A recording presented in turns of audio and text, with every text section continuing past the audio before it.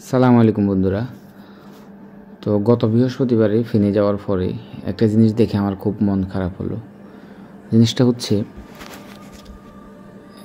ফেনীতে যে লাইটিংটা ছিল, ও অনেকগুলা লাইট হচ্ছে সংস্কার করা হচ্ছে না, যে কারণে লাইটগুলো হচ্ছে জ্বলতেছে না। অনেকগুলো লাইট নষ্ট হয়ে গেছে।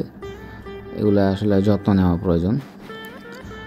আমাদের ফেনীর এই সৌন্দর্যটা আসলে ধরে রাখতে হবে।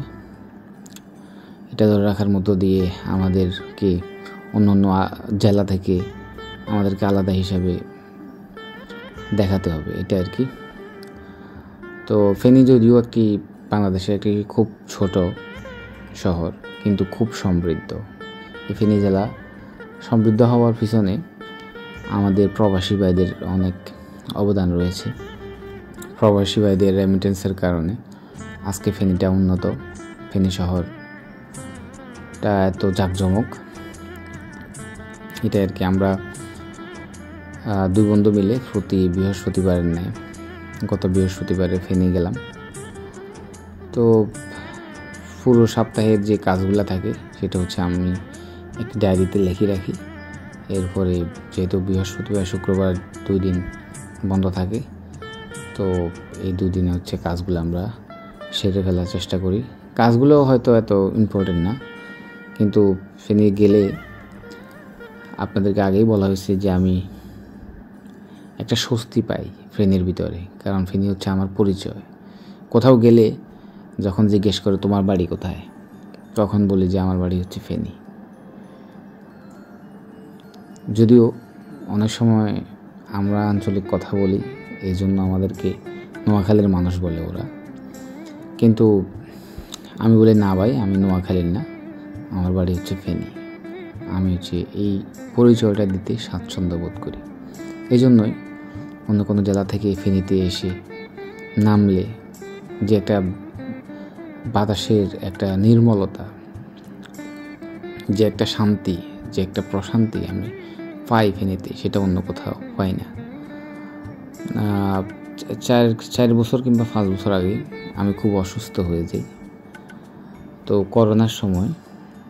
তো যখন আমি চট্টগ্রাম মেডিকেলে ভর্তি হই, ওইখানে যাওয়ার পরে আমার অবস্থা হয়তো আরও খারাপ ছিল। এরপরে ওইখান থেকে আমি যখন ফেনীতে চলে আসার পরে আশ্চর্য হলে সত্য যে আমি ফেনীতে এসেই যখন আমি নামলাম, তখন আমার কাছে খুব ভালো লাগলো। চট্টগ্রাম মেডিকেলে যতক্ষণ ছিলাম আমি মনে হচ্ছে বরাবরই অসুস্থই হচ্ছিলাম। ফেনীতে আসার পর আমার মনের মধ্যে একটি সাহস কাজ করলো যে আমি আমার শহরে এসেছি, আমার ফেনীতে এসেছি। হয়তো জীবন নিয়ে ওই সময় তো অনেক মানুষ মারাই গেল, জীবন মৃত্যুর একটা সন্ধিক্ষণেই ছিলাম। আল্লাহ এরপর আমাকে হায়াত ছিল বলে আমি বেঁচে গেলাম এই যাত্রায়, এটা আর কি। তো ফেনীতে আসার পরে আমার কাছে এত ভালো লেগেছে। এরপরে হালকা কিছু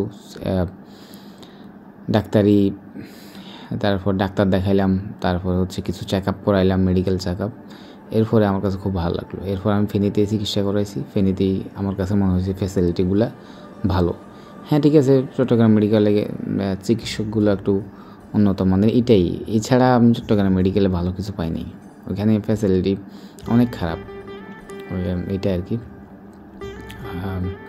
তো আসলে আমার ফেনীতে আমার আশা, আপনার ফেনীতে রাস্তা দিয়ে হাঁটা, রাস্তার এক পাশে দাঁড়িয়ে ঝালমুড়ি খাওয়া, এই ব্যাপারগুলো, আর ফেনীর দিঘির রাজাজির দিঘির পাড়টাতে একটু চক্কর দিয়ে আসা, এরপর হচ্ছে জহরিয়া মসজিদে নামাজ পড়া, এরপরে হচ্ছে SSK রোড দিয়ে মহিপাল প্লাজাতে যাওয়া, এই ব্যাপারগুলো আমার কাছে খুব ভালো লাগে, এইটাই আর কি। অনেক সময় ছোটোখাটো জিনিস যেটা আশপাশে পাওয়া যেতে পারে, এটা শুধু ফেনীতে আসার লোকটা না সামলাইতে পারার কারণে আসা হয়।